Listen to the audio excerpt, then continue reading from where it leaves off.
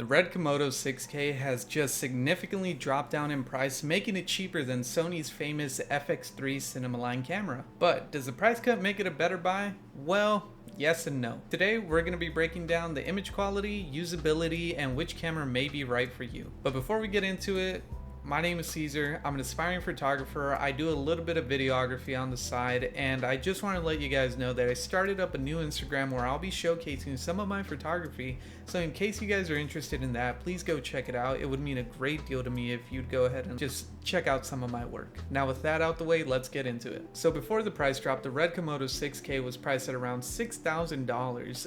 It was a direct competitor with Sony's higher end cinema line camera, the FX6, but now it's significantly cheaper. With a $3,000 price cut, it's priced at around $2,995. This brings it even lower than the FX3's significant $3,900 MSRP. Although we know we can't find it online most of the time for sale at around $3,500, the RED Komodo 6K's new price is even lower than that. So does the new price cut make it a no-brainer over Sony's full-frame beast? Well, not necessarily. Let's talk about some of the details. The RED Komodo 6K shoots on a super 35mm sensor, and it has 6K raw recording with 12-bit color. Now what this means is that you're gonna have insane detail, especially in post-production and color grading. And best of all, you're gonna have the signature red color science that everybody loves so much. The Komodo 6K has been used in a ton of films, documentaries, and Netflix series. You can actually check out their full list of projects they've been in on their website. However, you have the Sony FX3 on the other hand. It shoots on a 4K full-frame sensor, 10-bit color, and has exceptional low-light performance thanks to its dual native ISO and larger sensor. So if you want the maximum flexibility when it comes to color grading and post-production, the Komodo 6K is definitely the way to go. But if you're shooting in an uncontrolled environment that may have low light, the Sony FX3 is probably also the way to go in your situation. But let's talk about the usability. The Komodo 6K is a box style camera, which means you are still going to need to buy lenses, you're going to need to buy a monitor, you're going to need to buy a power source like a V-mount battery, and you're going to need to buy something to rig it up and even put it on a stand. Whereas the Sony FX3 comes straight out of a box ready to go.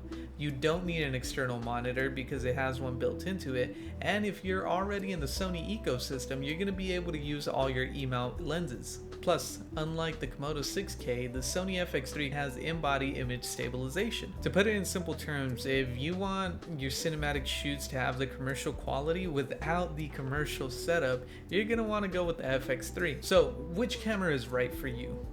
Well, I would say get the Komodo 6K if you want the best image quality and you don't mind having to rig up your setup every time. You need raw recording for serious color grading and post-production. You shoot cinematic content like commercial work or even short films, or I would say if you're an aspiring filmmaker. But get the FX3 if you need a lightweight all-in-one solution for run and gunning, you rely on the autofocus and the low light performance in uncontrolled environment, or you're a solo traveler, YouTuber, or a content creator that doesn't really have a setup to go with their camera.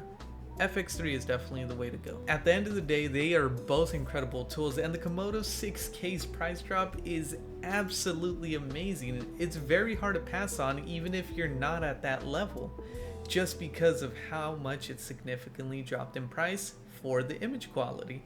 Keep in mind, it was the FX6's direct competitor. They're both box style cameras for cinematic shoots, for films, for commercials, for Netflix series, all of that.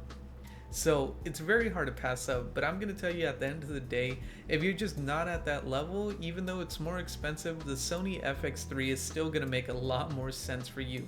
I mean, I would definitely get the FX3. If I had the money for either one of them, I would go with the FX3 just because I know it's going to be a lot more user friendly and I'm going to be able to get a lot more done with it. So now that you have this information, let me know what you guys would be leaning towards more for a cinematic camera, whether it's a Komodo 6K or the FX3, or let me know if you guys have something else in mind that might be both of these. I appreciate you guys watching the video. If you like the content, please make sure to like the video and consider subscribing. It would mean a great deal to a small content creator like myself, and I'll make sure to try to up the quality of every video every time, and I hope to see you guys on the next one.